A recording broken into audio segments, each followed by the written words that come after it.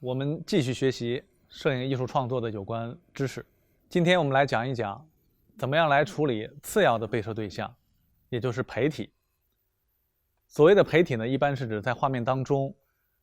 起到陪衬和渲染作用的，和主体联系最紧密的次要对象。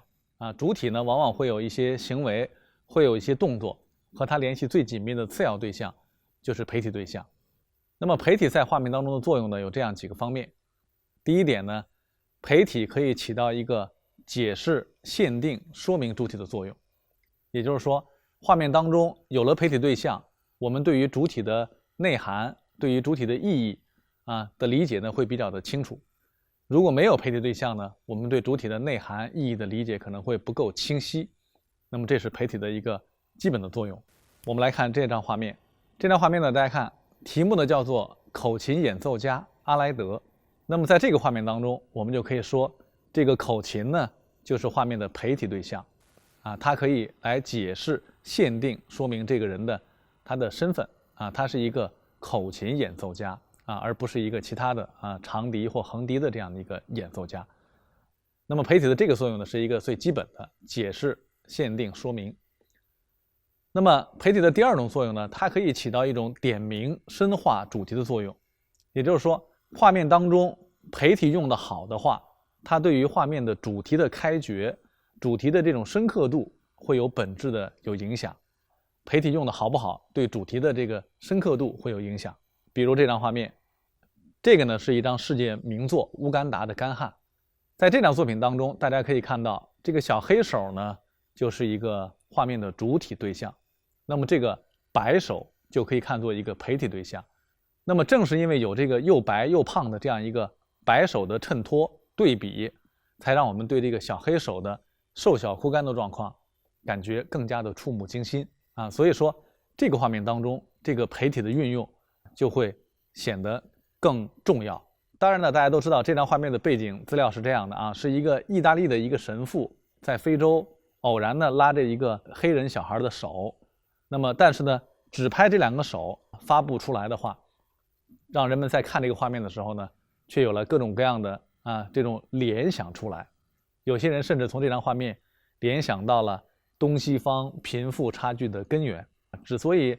这个为什么小黑手他们又黑又瘦呢？是因为这帮白手这个所代表的这个欧美社会呢，他们这个太富有所以说呢，有些人从这张画面可以看到东西方这个不平等的经济秩序。那么陪体还有一个作用陪体有的时候呢可以放在画面的前景的位置，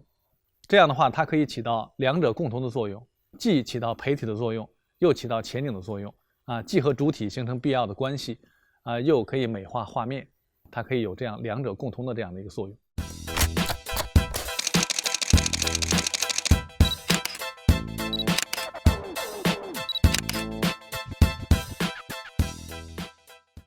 那么陪体的处理，我们可以说呢分两种方法一种方法叫做直接处理陪体，另外一种方法呢叫做间接处理陪体。所谓的直接处理陪体是指陪体在画内，就我们在拍摄一个画面的时候呢，就把陪体对象拍到画框里边来，这样的话呢，观众在看这个画面的时候呢，也可以看到这个陪体对象。那么这种处理的方法，我们称它为叫做一种封闭式构图的这样一种方法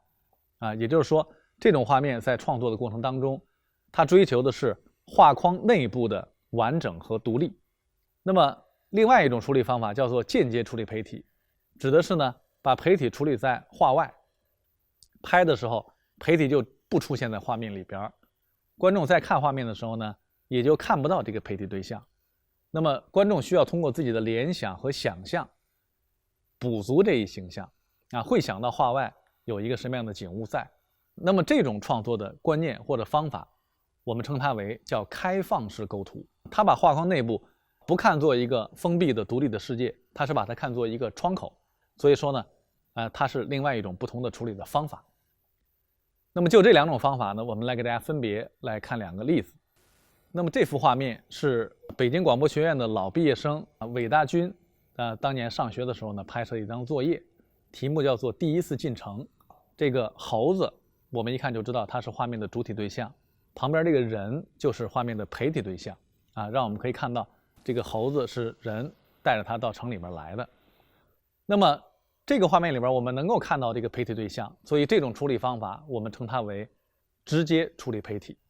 那么陪体在画内，但是它只能起到陪衬的作用，它不能够和主体抢，它不能够反客为主。为了要保证这一点，陪体往往会被处理在画面的靠边、靠角。陪体的这个亮度往往也不会太亮，而且陪体的这个形象的完整性啊，往往也不见得很完整，它可能有一定的残缺啊，是被切掉了一部分啊。这样的话呢，可以使它只能起到陪衬的作用，而不会反客为主。那么我们再看这张画面，这张画面呢是传媒大学的老的毕业生拍摄的作业。那么在这张画面当中，我们都能够感觉到画外呢其实是有一个风筝在